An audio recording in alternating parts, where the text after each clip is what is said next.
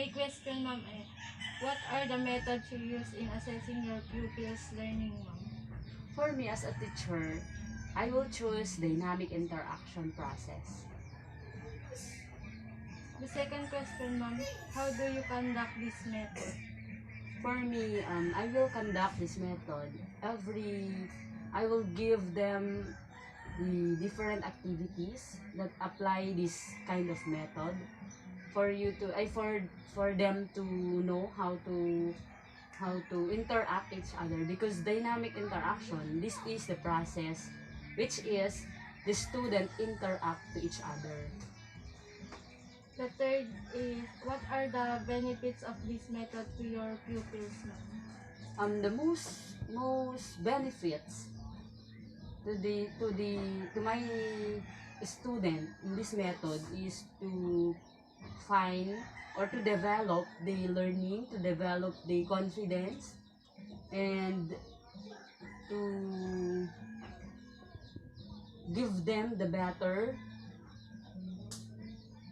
and they practice how to interact, social interaction, and the benefits for me is I will develop my knowledge about the strength and the weaknesses of my students.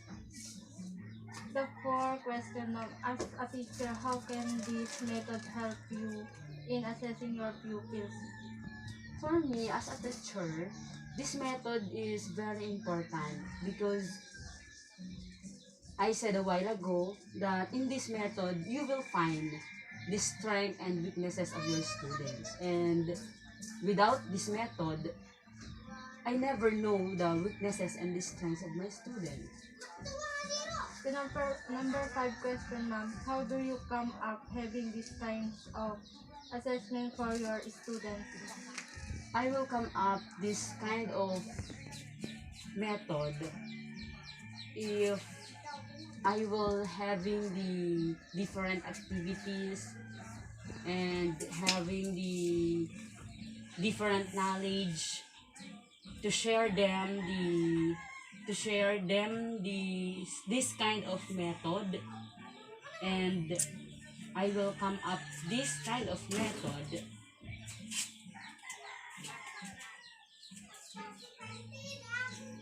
if I having the patient, the kindness, and courage.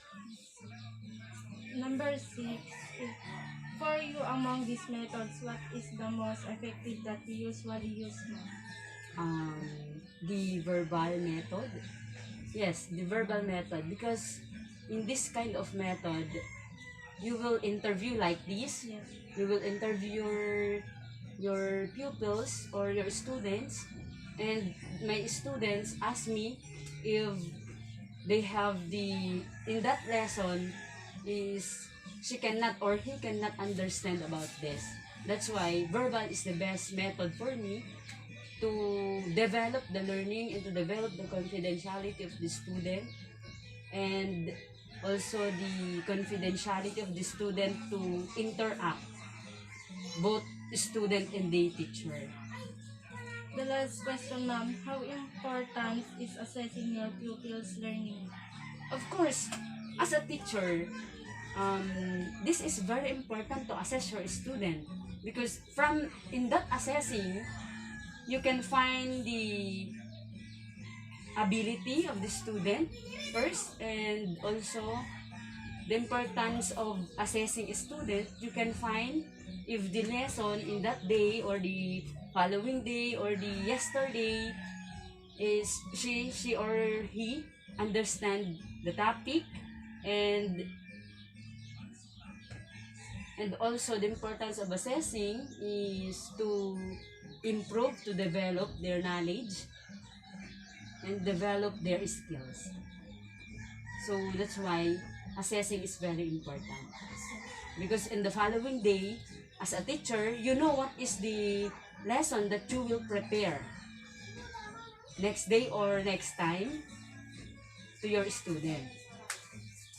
Ma'am, thank you for your time to to answering my question, ma'am. Okay, you're welcome. You're welcome because this activity is very important for you because you are a future teacher. That's why you need to interact a teacher like me for you to develop your skills because someday you are a teacher and maybe you help many student like you someday. Thank you, ma'am. Okay.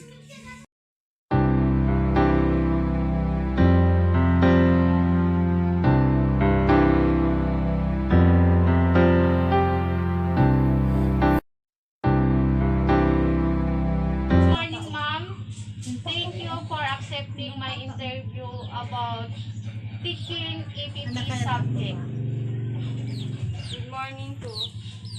Ma'am, the number one question is, what are the methods you use in assessing your pupils' learning, ma'am?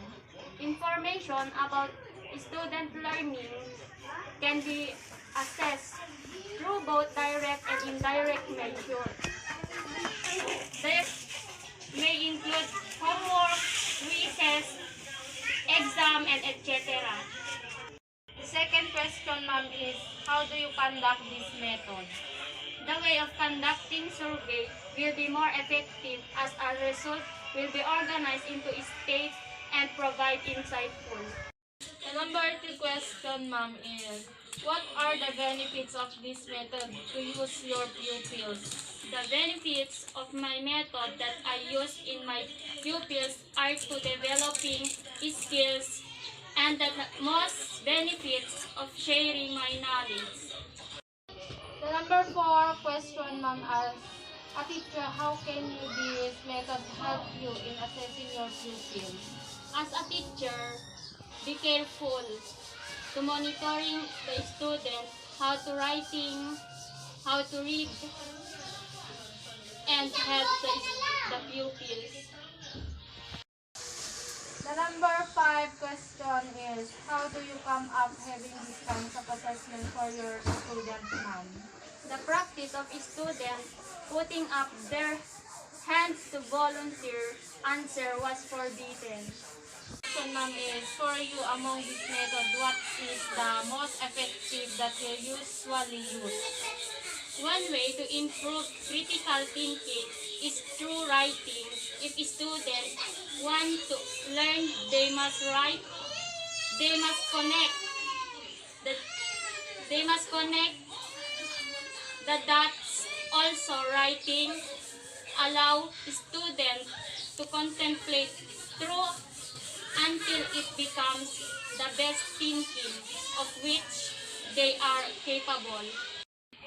Ma'am, the last question is, how important is assessing your pupils' learning? To assess the weaknesses and strengths of our pupils. Thank you, ma'am, for the time and my answering my question.